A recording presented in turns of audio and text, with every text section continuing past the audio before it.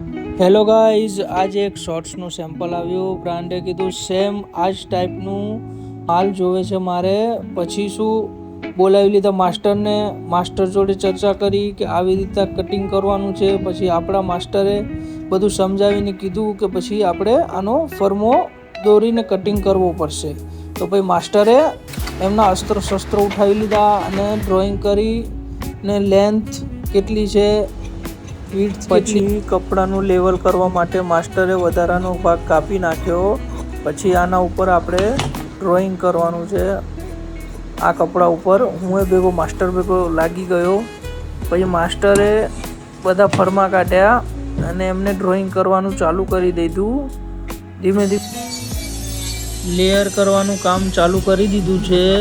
આ લેયર પૂરી કરીએ ને તેમાંથી 200 થી 300 પીસ કપાતા હોય છે અને લેયર કરતાં 5 થી 7 કિલોમીટર ચાલવાનું થતું હોય છે, તોય વજન ઉતરતો નથી. આપણે આ ફેબ્રિક કટિંગ કરી રહ્યા છીએ ને તેમાંથી શોર્ટ્સ બનવાનો છે, યુનિક બનવાનો છે ને કોટન ઇમ્પોર્ટેડ કપડું છે. ફાઇનલી આટલા બધા ધક્કા ખાધા પછી લેયરિંગ પૂરું કર્યું. પછી આપણે જે ડ્રોઈંગ કરેલું પલ્લું હતું એ લેયર ઉપર રાખી દીધું. આવી રીતના સરખું ગોઠવી દેવાનું કમ્પ્લેટ. ને પછી માસ્ટરે કટિંગ ચાલુ કરી દીધું. ફટાફટ કટિંગ ચાલુ કરી દીધું માસ્ટરે નાની કટરથી.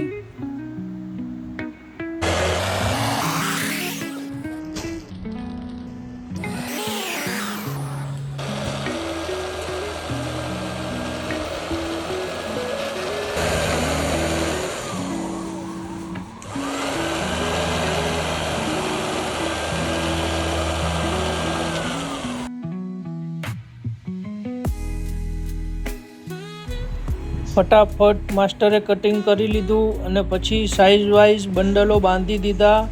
આવી રીતે સાઇઝ વાઇઝ બંડલો બાંધી ને માણસોને આગળ સ્ટિચિંગ માટે મોકલી દીધું. માણસોએ આગળ સ્ટિચિંગ ચાલુ કરી નાખ્યું.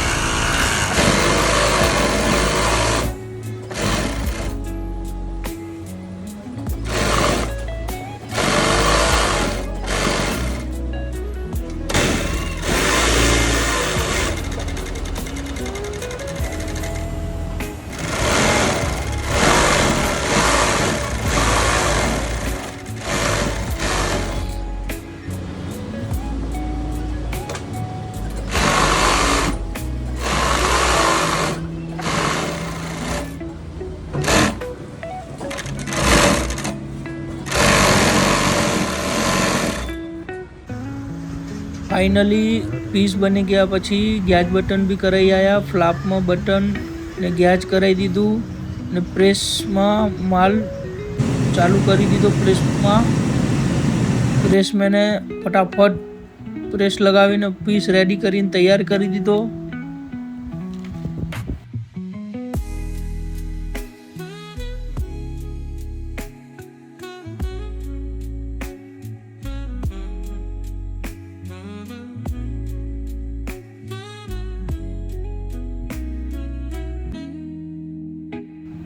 ફાઇનલી પીસ રેડી છે. પીસ તમને ખોલીને બતાવું કઈ રીતના બનાવ્યો છે. જુઓ, સ્ટિચિંગ, ફ્લાપ તમે જોશો, ક્વોલિટી જુઓ તમે, રબરની ક્વોલિટી, રેડી ફિનિશિંગ જુઓ. કેવો લાગ્યો શોર્ટ્સ તમે મને કોમેન્ટમાં જણાવશો. મળીએ નેક્સ્ટ વિડીયોમાં.